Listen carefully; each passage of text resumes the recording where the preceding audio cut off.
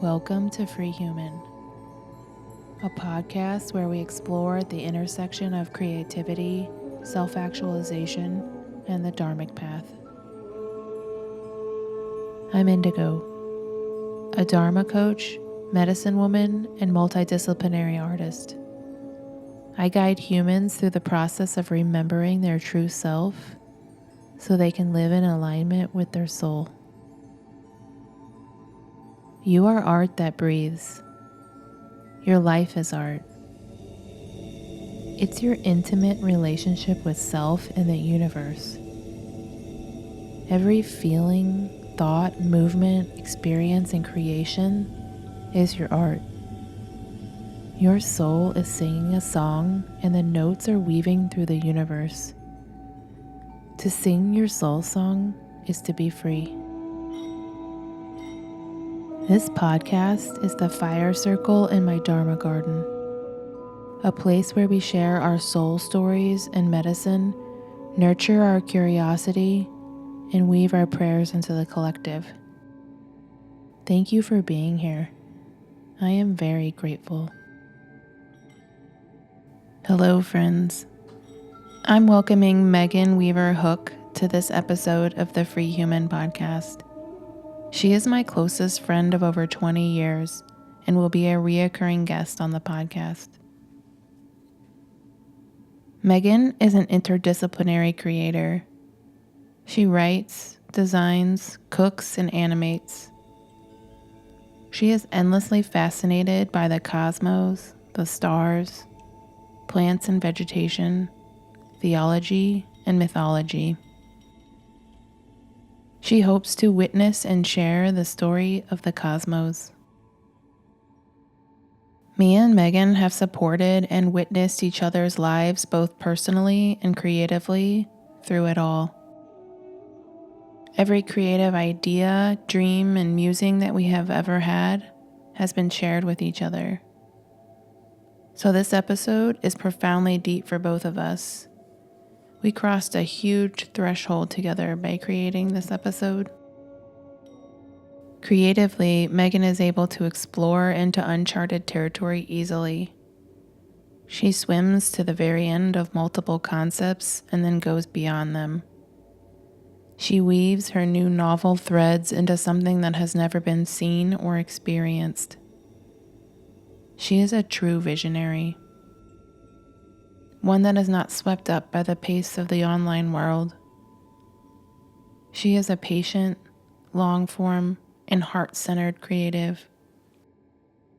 Energetically, she has a rare ability to be extremely present with the human in front of her. She naturally exudes retreat energy. She's like freshly made bread, like the perfect day at the beach, like mother's love. She truly knows how to see and hear another, and that is such a gift. She has gifted me the most steady, loving friendship. It's like we are endlessly walking a beautiful nature trail together in this lifetime. In this episode, we dove into one tiny thread: how to embody a creative idea. How to go from a seed of an idea or a spark to full-blown actualization within self. Yo. Hey, how's it going? It's going it's so good good. to be here. I know. For sure. We've talked about this how many times, and we're finally here. Yeah, 2 decades in the making. Yeah, and it's 2 decades, but it also feels like 2 years in some weird way. Like, yeah, because we got serious. Yeah. Okay, so thank you for showing up to have this rad conversation today. So first off, do you mind answering the hardest question to answer, which is, who are you? You can answer that any way you want. Yeah, well, firstly, I believe that people can't be encapsulated into words. So whatever I say, just disregard. It's basically only like 2% of who I am. Yeah. Who are you today? Yeah. Today I am a friend who's excited to be on the podcast. And, I've had a lot of recent experience and journeying down figuring out who I am and what my dharma is, since I know we're going to be talking about that today. And I believe I am energy, and I am here to provide gentle, loving energy to people. And I've had that reflected back to me in many, many ways. So it's hard to believe in society that your mere presence could be helpful and beneficial to people, but I'm slowly starting to believe that about myself, and hopefully embody that. I'm also like a creator. I love to cook, and that's one of the creative mediums I have. I am really interested in astrology and cosmology and physics, quantum physics, all of those things. And I'm going down a deep rabbit hole there, and that will probably come into our conversation today. And I'm also a mom and like a person in the world with connections that are hopefully healing and regenerative to the people I come in contact with every day. So yeah, that's kind of the underlying goal to everything I do, is to regenerate and help the world. Yeah, I love that. And I can confirm that your energy is like, it's so healing, and you're just like a beautiful, kind, like, yeah, it's your energy is so palpable. Like when you're in your presence, like you can feel like you can take a deep sigh and like just kind of release the tension that you're holding, because you are so like loving and accepting. And you have like a way of like, your presence doesn't feel quick. So you're like truly present, and like you like drop in deep and are just like there. And I also know this because this is like one of my closest friends of 20 years. So we're going to attempt to podcast here together, even though I think it's like extra hard to podcast with someone that you've known for a really, really long time, but we're going to attempt to do it today. And yeah, like we were talking beforehand about talking about how do you embody a craft or something that you're interested as like a creative? Like how do you go from I kind of like this to like fully embodying it? And so we both obviously have been professional creatives for half our life. So we both have embodied like multiple professions, over like creative professions over our career. So we were wanting to pick maybe like one of them today to start to like dive into it, so that we can kind of go through what that experience and what that process is. And yeah, like when we were talking about which one to do, I kind of threw out like, yeah, like maybe I would talk about me becoming the art project, like the art project of me, which is a little weird, but so I'm gonna like, I don't know, like I'll kick it off here and try to see where it goes, and then we can just rabbit hole as many times as we want from there. So Awesome. yeah. That's right. I'm excited. Yeah.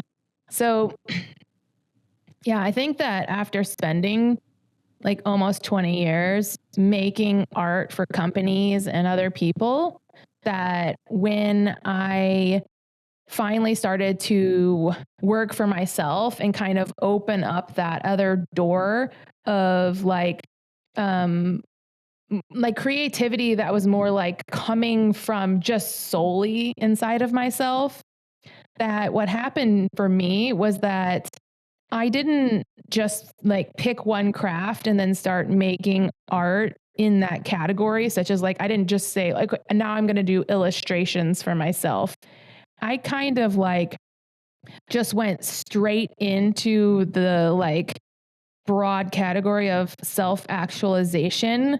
And it like just, it feels like the door just like swung all the way open, like immediately. Like I just snapped my finger and suddenly every aspect of my being, like I could see, was my art. And so I think it was a little overwhelming at first because it was like happening in so many different categories. So I feel like then I was able to like start to slow down a little bit and like pick a couple. And so it was, I would say one of the first ones that I explored was my physical body as art.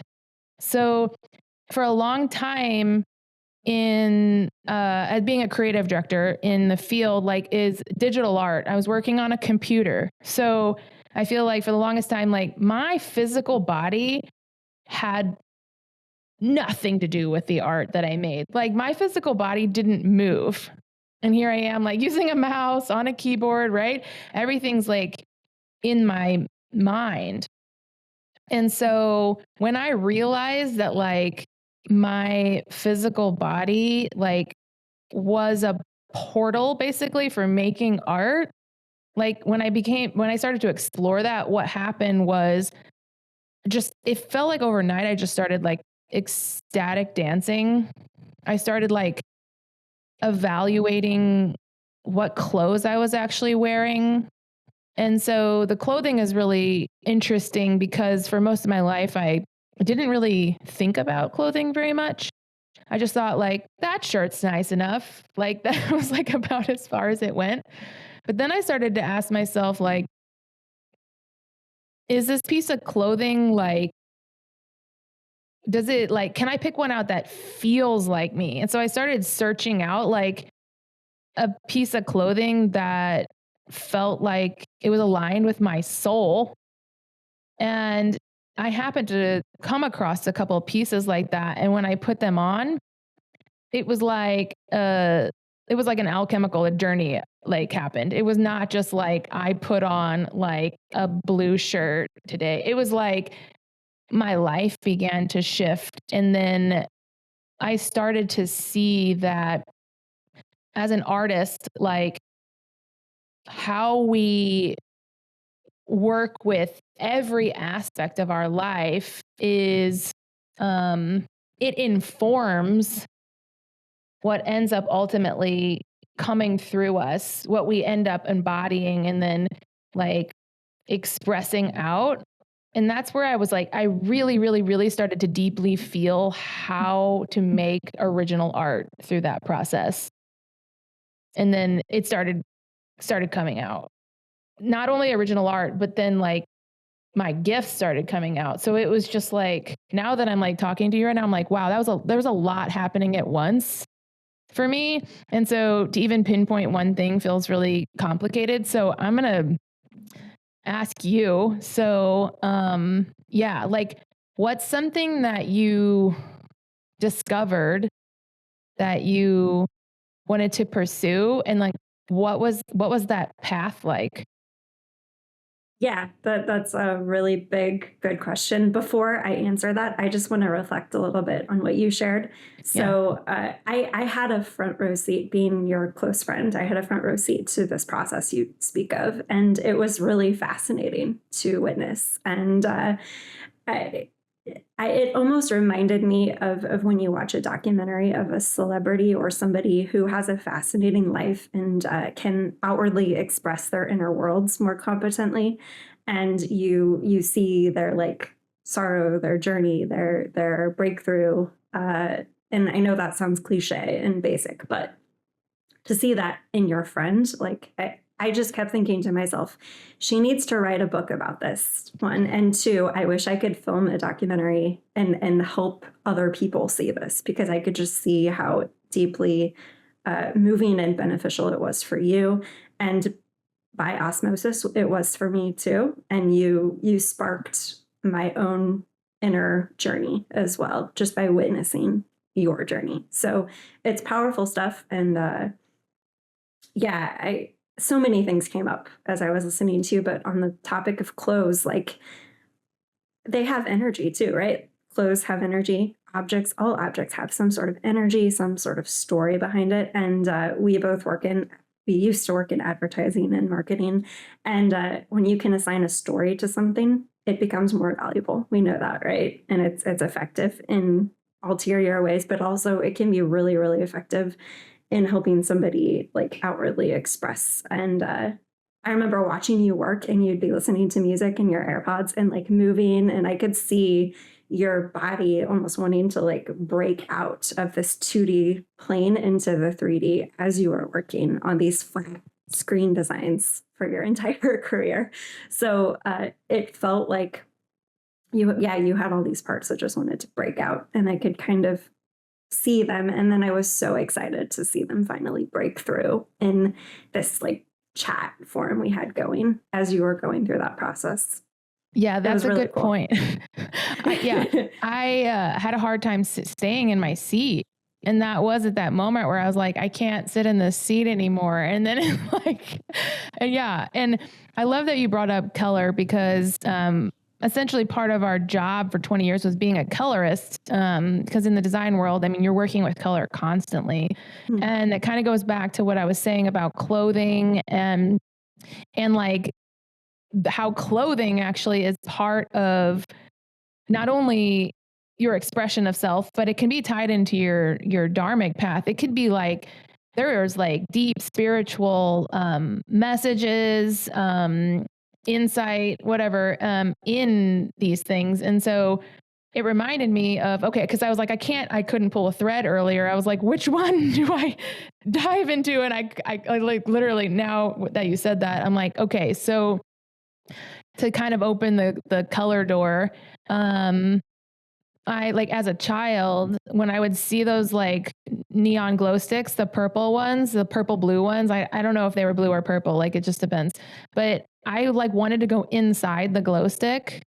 And it like, I was like upset that I couldn't experience the glow stick deeper. Like it was so upsetting. And I had that experience like over and over. So when I would see like electric blue, I had like such a deep somatic reaction to it. But it was like a craving. And it was like, that just followed me. And so much so that even when I was in 6th grade, I asked my parents if I could have purple carpeting in my room. And they like literally let me do that. And I'd like, the obsession I had with my purple carpet was like wild. And, so that continued until, until I saw Yves Klein blue. And I don't know if I'm butchering that name, and it was like the brightest blue that like the human, like we could experience in the physical form, which RGB color can definitely go there, but like CMYK like definitely is disappointing. But this like paint color was like magic. And so that like, man, that really impacted me. And then one day I was going and I was like, okay, I was like years behind changing my last name after becoming married. And I was like, well, if I'm going to change my last name, I should just change my middle name too. And then suddenly out of nowhere, I was like, I should go by a new name. And then I was like, Indigo. And then it was like, boom, like I didn't have to like think twice about it. It just was like there and I had decided. And then from there, that color, like I found a bright blue jumper. And when I put that jumper on, I was like, I have self-actualized, like this is me. And it was like I put the glow stick on my body and I had become the glow stick and I finally felt satisfied. And I was like, this is who I am supposed to be. And so, and it was like all a color. Right. And so, and that's unfolded continuously. It just has layer after layer, basically opens up. So now I'll volley it back over to you. Cause that really is, you have this little like inkling of a thought and then it opens and opens and opens and then you interact with it. So I don't know if you have one in mind, but if you do, I would love to hear what it is and then what the heck happened. Yeah. So like going back to this article of clothing, like it was linen, right? And it was like ethically sourced, made by people that were probably like joyful when they made it. So the story of that garment resonates with your story too and amplifies it. So when you wear it, it's like that aura of indigo it gets bigger, which is beautiful. So I don't think of it as like wrong fashion choices and right fashion choices. It's more of like, does the story of this resonate with your story, and are you putting some thought and intention to it? And I'm the first to tell you, I don't put thought and intention to everything I wear. I want to, but it's beautiful and wonderful that you did that. And yeah, I can definitely think that. I definitely think that's an awesome thing to do.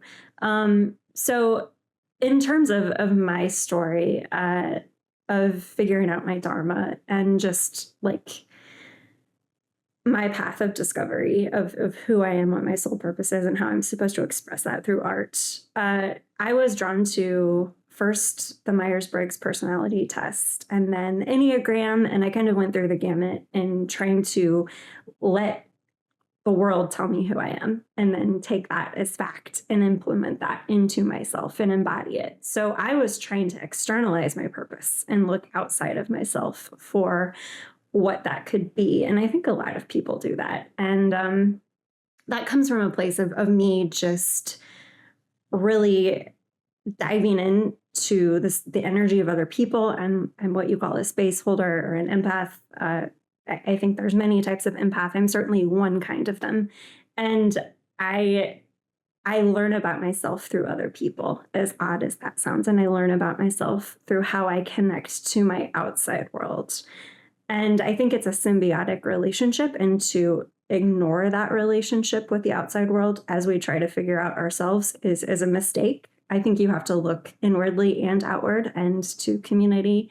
So all of those personality tests ultimately disappointed me because they're set up on a system where you try to take one person's view of who people are and their archetypes, looking at you, Carl Jung, or Jung, and it's kind of a narrow perspective, right? Because you're letting one person define it, and it's their perspective on what kinds of people exist in the world. Astrology or cosmology is just a keen observation of nature and the stars and the seasons and the planets and how those energies affect us here on Earth, just like we look at how the moon affects tidal waves. So it goes from like a single point system to a symbiotic in relationship system, right? We don't just live in isolation, we live in the world and on the planet. So, I believe that God reveals himself through nature. And so if I'm going to look to a source to understand and define myself, I'm looking at the world and himself or herself or God. And that's pretty powerful. And it also blows the lid right off of those other archetypal systems. And it's overwhelming to look at your natal chart, and astrology is like staring at the world itself and all of its complexity. It's pretty overwhelming. And I finally had a world, much like your color indigo, that I could fully, deeply immerse myself into. And it felt paradoxical and strong and powerful enough to finally do justice to who I might be and what the world is. So I take that now and I use it like a language. So much like I speak English, that's my first and only language. I mean, I speak a little bit of Spanish, but that's about it. So language defines how we view and think about the world. And astrology is a new language that I've picked up. And it helps me think about like the flow, the ebb and flow of life, the seasons that we live in. And it tells me that everything is like beautiful in its own way. And if it's a hard lesson, it's temporal and you can move through it. You can learn from it. You can transmute it and alchemize it into something so beautiful and so helpful. It helps you understand like the energy of the world in the moment you were born and what maybe God himself, if you believe in a God, is trying to communicate to your soul through the world around you and through the connections and the relationships you have. So in a nutshell, that's like my art, is to understand myself in the world more deeply and apply that to every creative medium I dabble in. Whether it's choosing an herb in my pot roast that like complements the energies of the season. So if it's like a really hot, dry season, I'm going to use like cooling, wet, moistening herbs. If I'm, working on a branding project, I'm going to ask, what is the product and what energies of the universe that are positive is this product possibly reflecting, and how can we amplify that through color, through sound, through motion, through logo design, what have you. And I also use it in my art. So I love to do like Procreate drawings and do frame by frame animation and capture like esoteric movement and feeling and things that can't be described or put into words. And astrology helps me do that too. So yeah. Whoa. Okay. So what I am curious about is, so you came across astrology. Like, do you remember, like, was there just like this one moment where it just like your heart burst open and you're like, this is it? And like, I mean, just like, so what was that like? Maybe it's not that one experience, but what was that? And then when it did start to open up, like, what was the creative, like, how did you start to learn it and how did that unfold? Like, what was the creative process behind it? Yeah, good question. I warm up to things very slowly. I'm not an epiphany person. I have small epiphanies that over a lifetime that add up into something really big. I was fascinated with astrology in my early 20s, and I read this book called Astrology for Dummies. Haha, that's a really That's so awesome. I went to the local Barnes and Noble and like bought this like book that had the ugliest cover I have ever seen. And I read all of it, and I had a roommate at the time and friend, and I was like, hey, let me give a shot at like telling you what your chart means. And I didn't even have a birth time, so my predictions were totally inaccurate. And then I like would read like pop astrology stuff, like your sun sign says this about you. And I always like made fun of it and mocked it kind of, but secretly wanted to believe it's true. And so finally, I got serious and I really applied myself to learning how deep the rabbit hole goes, if you will. And it's so far beyond pop astrology. And I started listening to podcasts, and I came across this one episode that talked about like skepticism around astrology, and it addressed the deep skepticism our society has with it, and most of the people I know believe it's a pseudoscience, and it's going to make it hard for me to share this with my family. At best, they think it's a pseudoscience. At worst, they think it's like witchcraft and divination. So there's a lot. It's like a loaded topic, and a lot of people dislike astrology and don't accept it. So I was always kind of like battling with that internally. And I finally, in this episode, it finally laid out a solid scientific case as to why we should be paying attention to the events of the stars and the planets and the luminaries, which is the moon and the sun. And if you just look at the straight up evidence of it, it's pretty compelling. And then I think there were parts of myself that I didn't want to accept or believe in, mostly the good parts. Like, I think we tend to be really self-critical. So I took a hard, deep look at my own natal chart, and it said things like I was magnetic and charming, and I was like, I don't see it. Sorry. And that's another reason why I was really skeptical of it. And finally, one day I was just like, I'm going to just kind of like take a leap of faith, choose to believe that this might be true, and act as if it is. And slowly I started to have people reflect back to me really uncanny, specific sentences that mirrored the exact language of what it said about my natal chart reading. So it was like synchronistic, coincidental things that just kept happening as I chose to like take a leap of faith into it. Mm-hmm. Whoa, that's fascinating. Okay, so podcasting, you were listening to podcasts. I'm assuming you were reading books too. Like, so in that process of learning, I think a lot of people don't actually know that pop astrology is the thing. They think astrology is what is pop astrology. So I don't know if you could like break down what's the difference between pop astrology and I don't know what the word is, like deeper astrology, Yeah. real astrology. Like I'm not actually sure because I am definitely haven't gone down into the rabbit hole of astrology very deeply. So, yeah, like where did it take you? And like to me, from the outside, like you have already developed your own unique style of expressing astrology. So, how did you get from podcasts, books, then there's this thing called pop astrology to where you are?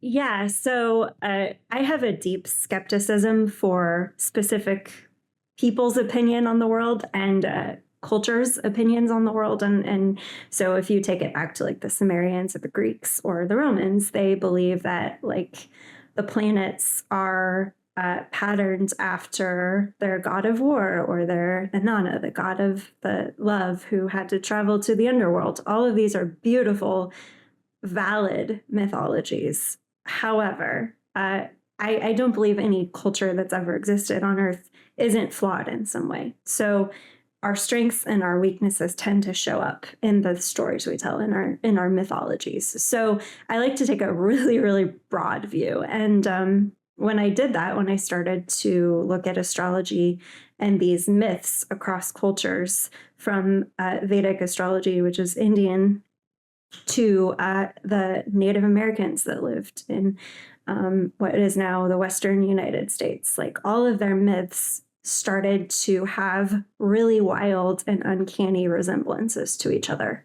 Like it was universal. So I was like, wow, I'm seeing patterns and archetypes and deep truths, first principle truths reflected in these cultures that never spoke to each other, lived in different time periods.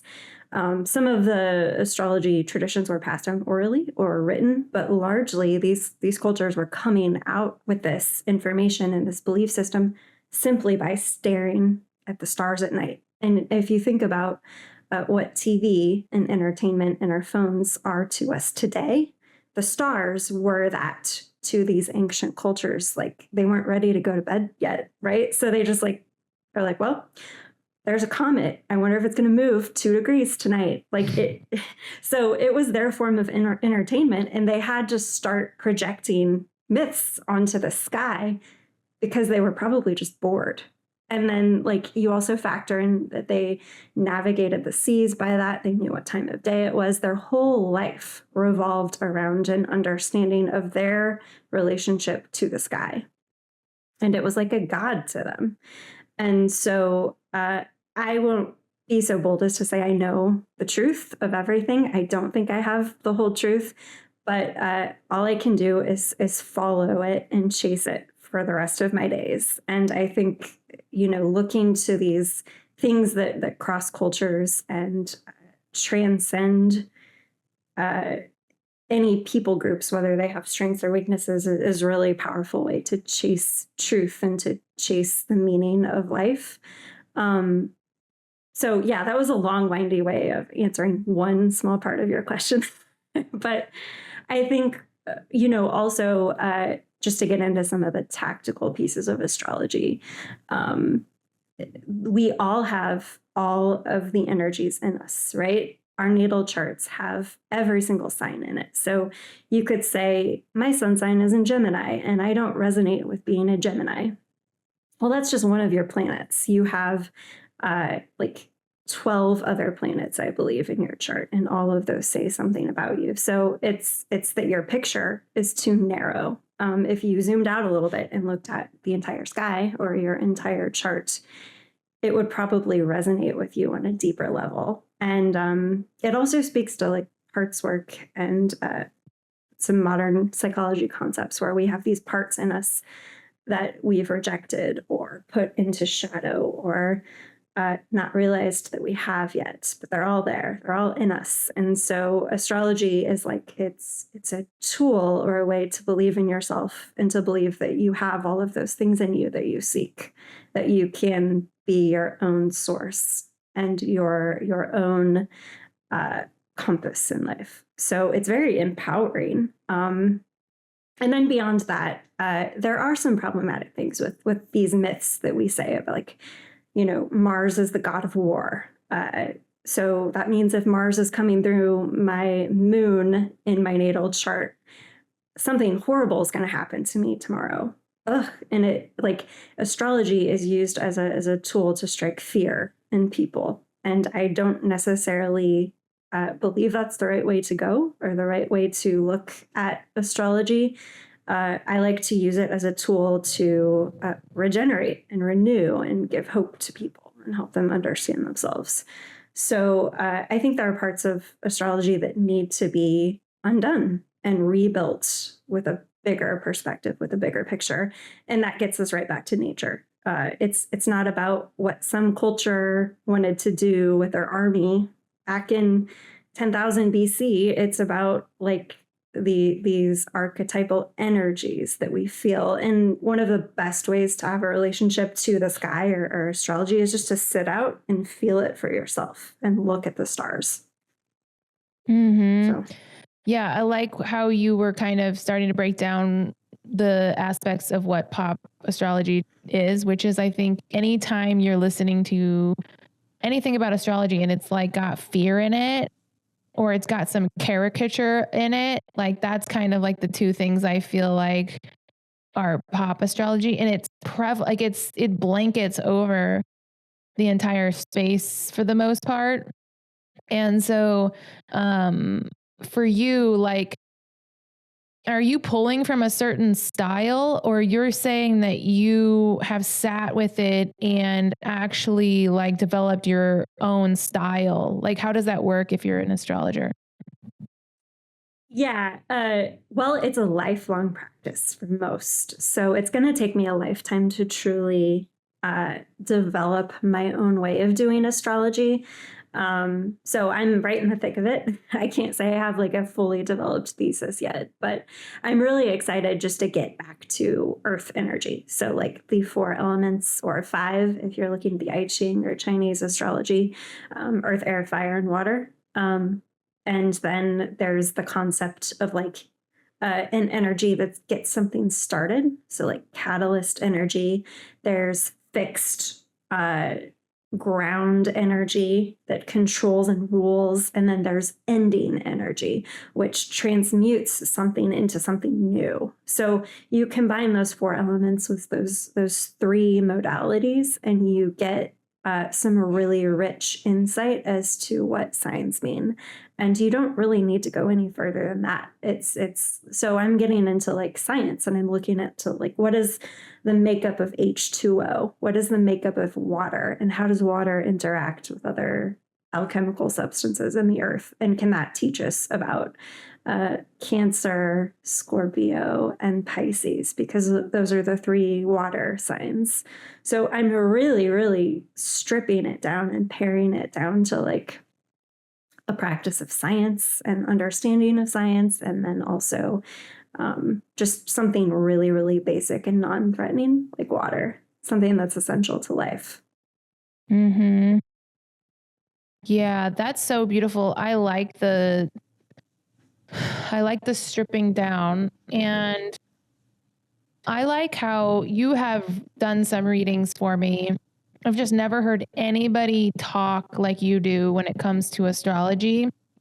Like the elemental nature, the gentle you're sort of you're a space holder while you're doing it. And, like, I mean, you think about it, an astrologer is like a guide, right? And so how you present the information, one, it matters.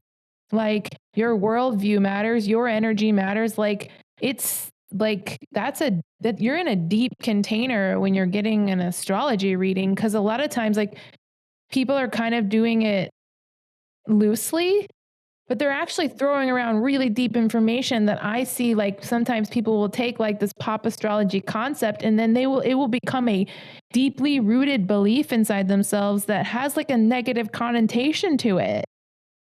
Yes. And that's Yes. like really harmful, because it's almost the opposite of parts work. It's like it's like, cause yeah, like my sign, my sun sign is, I think I got that. I'm terrible with astrology. Good thing I have you. You're good. It's I'll Cancer. keep you straight.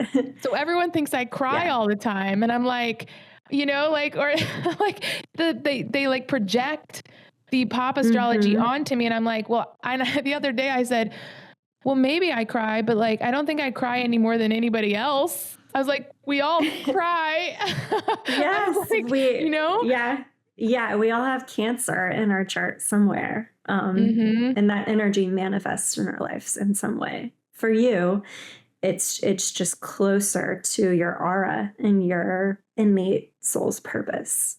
But that's beautiful. Ooh. Like, oh, it's beautiful. And I will like I'll do like a short description of Cancer since we're talking about that now. Cancer is fixed water. No, I'm sorry, cardinal water. So it's the energy of getting started. And I think of Cancer as like the woman who resides over the well in her village. She's deeply, fiercely loving of her village and her people. And she is a sort of a source or the one who can be trusted with the water. And she'll decide, you need some today. Here you go. Here's some water. We need a lot of water for our cattle now, or like taking it back to primitive times. Cancer is the woman who is deeply feeling, and she turns that feeling into life, and she's a source of life to her community. And that's what makes Cancers like to stay at home and cry a little bit, because they have to process all these social dynamics, and they have to like decide and figure out how to balance decisions a lot in terms of like resources and life for the people around them. So it's like also the sign of nurturing motherhood. So see, you can get all of that interpretation just by understanding the nature of water and then the starting energy or that source energy. So Mm-hmm. you don't need to go any further into like mythology at that point. Well, yeah, because I think that, okay, so this is what's coming up for me is that the projection I get is that like, it's like people laugh, it's people laugh about it like that I'm this like sad, like golden retriever puppy or something. Like it's in these like, I'm always this like crying little thing in these memes and stuff like that. And for some reason, it's always this like sad golden retriever, like puppy meme that I see all the time. But that like as if it's like but it somehow has a negative connotation, like almost like I'm like annoyed that you're like overly emotional or you're like there's like this tone to it that I feel, but really like so crying is obviously an alchemical process that occurs like deep when we process things. A lot of times we cry. It's like it goes hand in hand with that. And it's like tears like transmute energy, like it's removing things from your body. Like you can feel it going back down into the earth. And I've always had a kind of actually a more acceptance for myself crying than a lot of people that I've come in contact with. And so I remember at this one point where I think I started to see how being a Cancer and that my understanding of tears like actually was woven in with my dharma, in that like when, because how many times have you seen someone cry and they go, "Oh, I'm so sorry," and they apologize for it's a natural process. It is so natural. It's like one of the most fundamentally natural processes is to cry. And so I had this one experience where it was like I became a space holder suddenly when I reflected that I loved this person's tears. And then the shame dropped out of her body.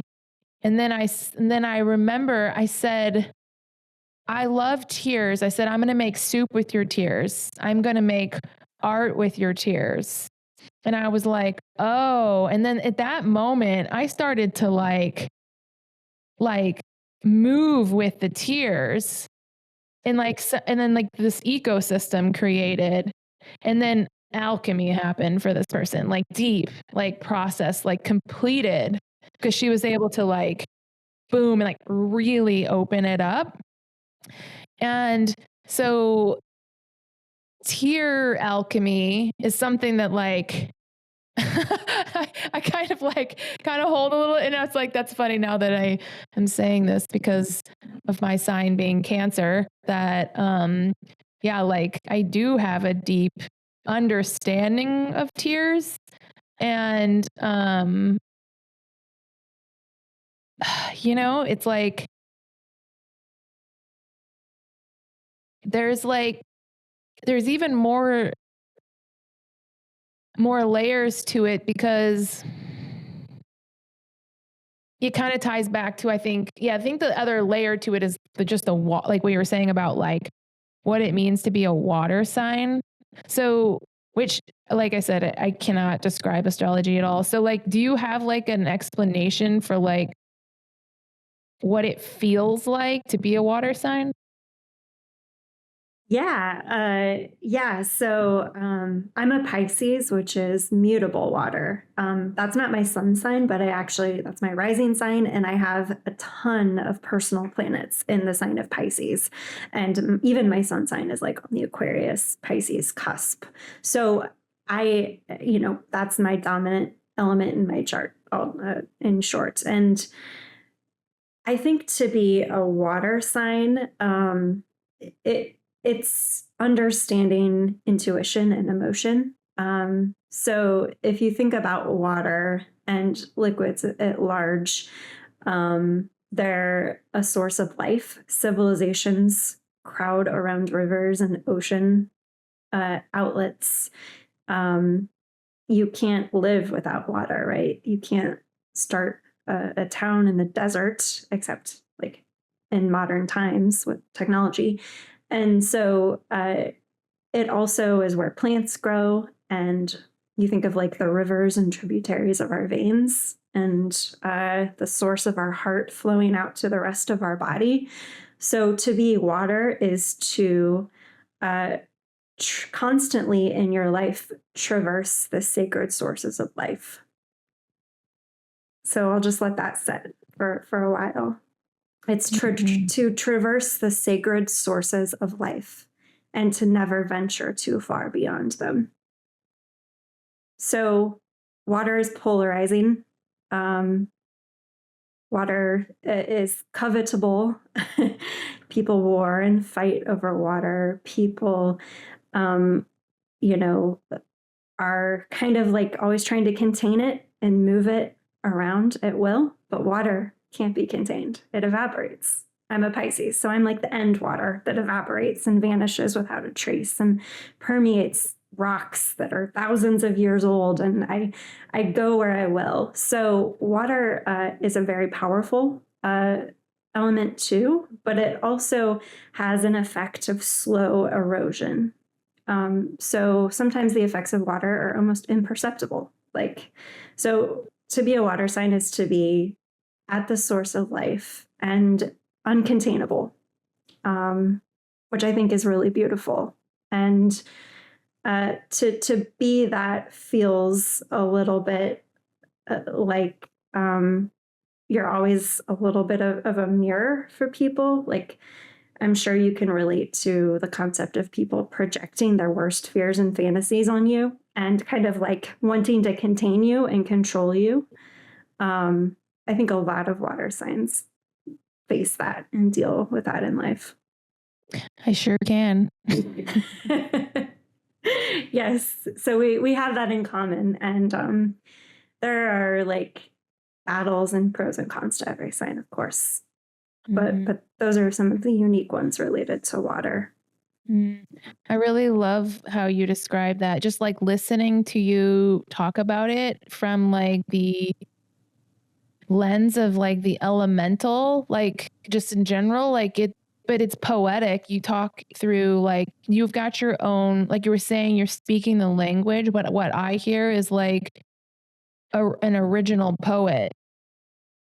it feels like I can see and feel your original artistic expression, which is coming through language when you're describing astrology to people.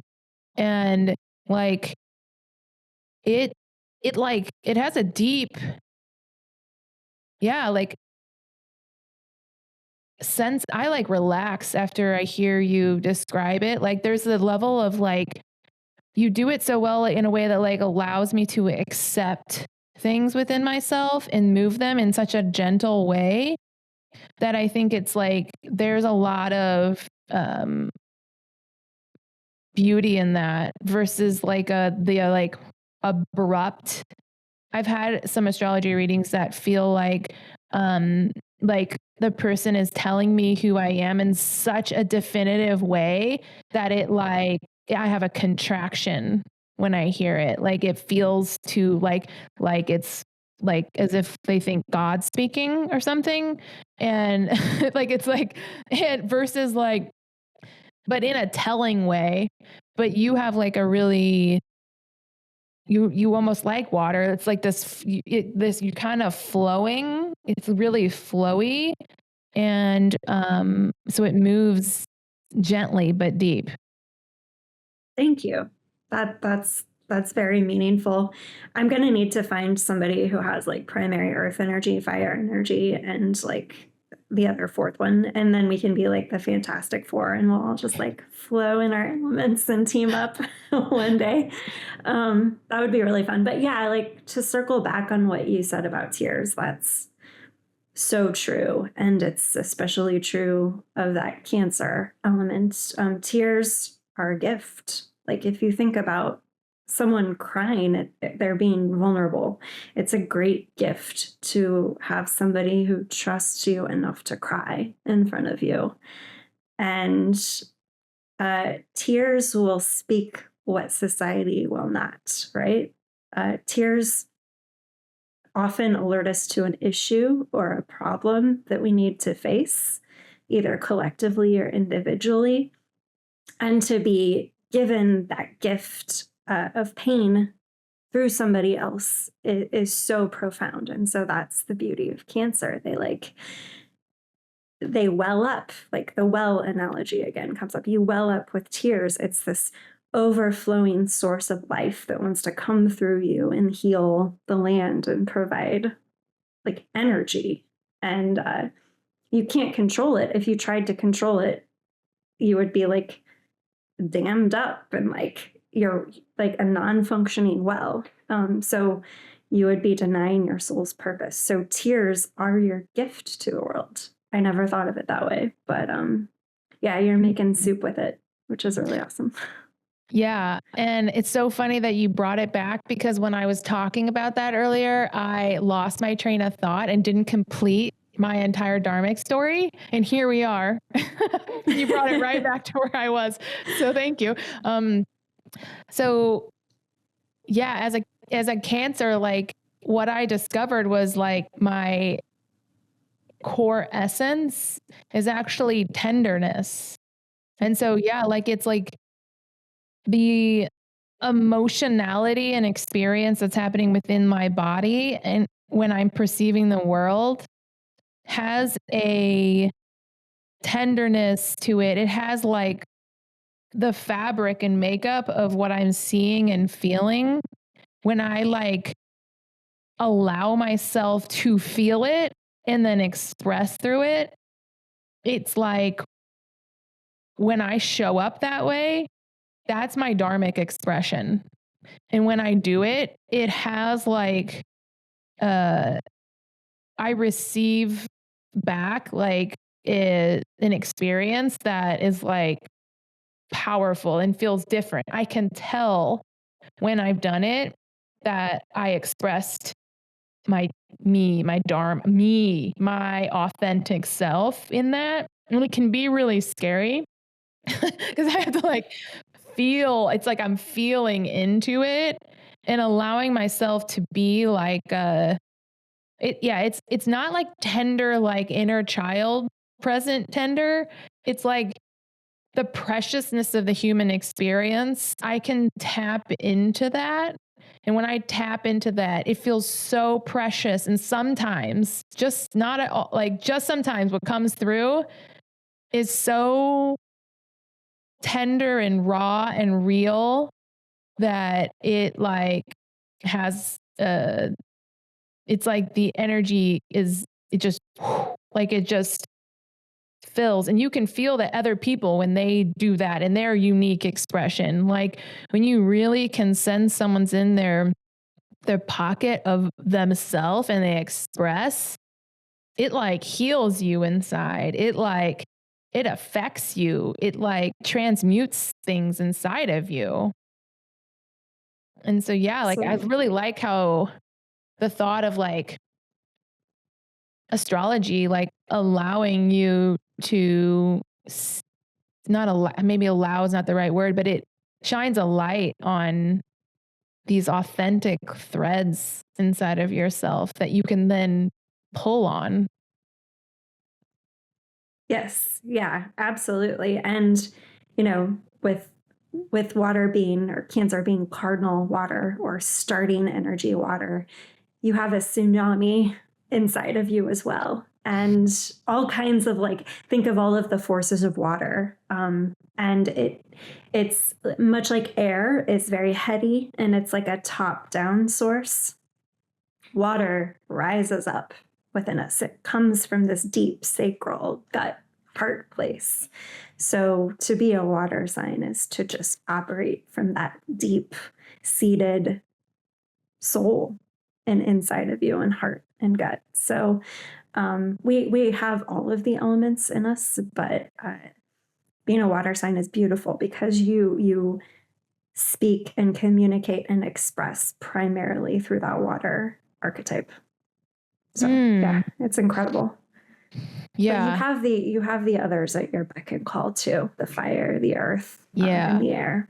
Yeah. I feel that. I feel that too. Yeah. Working with all of them is like really beautiful, and it's a really good practice. I mean, like, you can, when you start to feel like fire, like if you think about it, like, as like an invitation, like fire's communicating with you. If you feel fire, then it's like become the fire.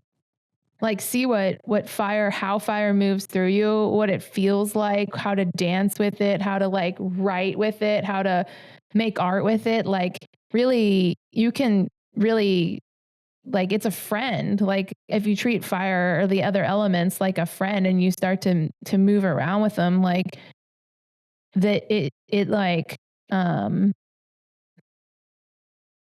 I don't even know what does it even do? I was going to say it changes your life, and then I was going to laugh at myself because everything changes your life. But it I know what it does. It just makes you, it broadens you. It gives you like a new aspect to work with. And so you're just like, that's kind of how I see any kind of like practice, is that it gives you this, you just like, you have a new tool, which then makes you like wider and deeper and it's more fun. Absolutely. Yeah. Yeah. We always want to like look to things that expand us instead of things that are derivative or smaller in compartmentalization. So looking to first principles, like how does water, air, fire, and work is truly expansive. And it also works in the math of like fractals, the natural order and the ways of nature. She works in fractals. And so just simply to meditate on the concept of water and how you might feel like water or fire today is to like start to pattern yourself after fractals themselves, and it helps you expand up into like higher patterns of yourself. So that's It kind of sure does. I have, yeah. I'm glad you took us there because, water can take you into other multidimensional spaces. Yes. Yes, yes. Mm-hmm. Yeah, and it's funny you brought up fire because I don't know if you really like control fire. You dance with it, right? Fire does what it wants. And you can see it 10 miles away and you can say, I'm going to dance with you today, fire. Or, I'm afraid of getting burned. I'm not going to dance. So the element of fire takes a tremendous amount of courage. And that's beautiful too. Yeah, yeah. I would like to say, like, if you're gonna ask to work with the elements, say with ease and grace, because what you ask for, you may receive, which in the case of like, if you ask to work with water, things could get significantly flushed out in your life. If you ask to work Mm-hmm. with fire, like, I mean, you just think about like the intensity of Mother Nature and the elements, right? It goes on the full spectrum of like, look at this cute little candle I have to a full blazing forest fire. And so that Yeah. spectrum also exists within our experience as a human. Mm-hmm. And so if you really do want to like start to just like play with elements for the first time, just ask to gently ease into it with, yeah, because what you ask for, it will unfold Yes, in an that's so unexpected true. way. That's so true. Yeah, and I think like it, you spoke about worldviews earlier. I have a worldview that has like an innate sense of hope and faith in the universe, and I know you do too. And um, that core guiding belief is so critical to releasing and surrendering fear and being willing to have things fleshed or burned out of your life. But Mm-hmm. it's very difficult, and you have to release the way you think things ought to have been, which is like the hardest thing in the world. So, Mm-hmm. Yeah, I know those things are really difficult, but also like, yeah, thinking about of the universe or the divine, that it's like here in your like ultimate best interest for the evolution of your soul. And so, yeah, and there's always, you think about those times that were the hardest in your life, like, and um, when we alchemize them, like, truly, like, there's deep, deep gifts in them. Even though we still might hold some of the like energy of the pain, right? Like in our field, sometimes it can take a lifetime. Sometimes we don't let it all go. Sometimes we do, right? Like, but yeah, the gifts in the forest fire, there's definitely gifts in there. yes, yes, I know. Um, they're very fearsome gifts sometimes, but they are gifts. I think, Mhm. I was thinking as you were talking about a fifth element, if I were to define a fifth element, it would be fungi or the mycelium network. Like there's power to eating up the old to make way for the new as well. Like when fire purifies and water flushes away, what happens with all of that leftover matter and how do you transmute it? I think like the natural elements are always in some way about transmuting something and transforming it and renewing it. And we see that happen in very powerful ways in nature and in ourselves. For sure. That seems like a really good place to stop. Just thinking about fungi and how amazing they are. Let's stop there. Awesome. Awesome. So, oh my gosh, it was so fun to deep dive on all things astrology and color and alchemy and creativity today. So, thanks, Totally Deb. agree. Thank you so much. And next time I'll have to ask you what the color indigo means to you because that would be equally as fascinating, I'm sure. Yeah. Yeah. We'll have to go down that rabbit hole sometime for sure. For sure. All All right. right. Well, thank you so much. It was Yeah. it was All wonderful. right. Bye. Take care.